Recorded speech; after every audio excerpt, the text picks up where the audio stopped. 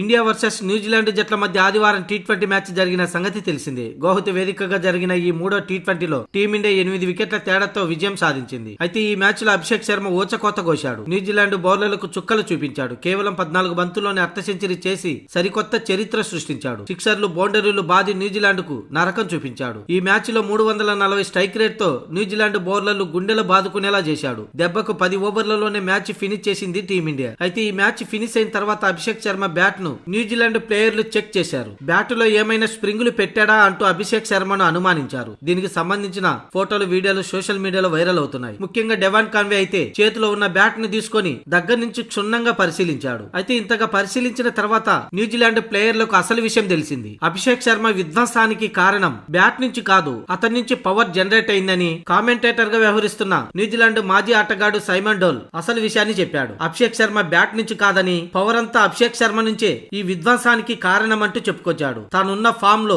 అలాగే తానున్న హైట్ కు తగ్గ ఇన్నింగ్స్ ఆడుతున్నాడు. ముఖ్యంగా సిక్సర్లే టార్గెట్ గా పెట్టుకొని మరీ చెలరేకపోతున్నాడని అన్నాడు. అతను టార్గెట్ చూసి ఎలాంటి టెన్షన్ పడడు, కూల్ గా ఉంటాడు. అదే అతని బలం. అంతేకాని బ్యాట్ లో ఏం లేదని ఇది తమ న్యూజిలాండ్ ఆటగాళ్లు పరిశీలించినాక తెలిసిన విషయం అని చెప్పుకొచ్చాడు. ఇక ఎటువంటి డోకా లేదు. టీ20 వరల్డ్ కప్ లో ముందుగా సెమీఫైనల్ చేరుకునే జట్టు ఏదైనా ఉందంటే అది టీమిండియానేనని సైమన్ డౌల్ పేర్కొన్నాడు.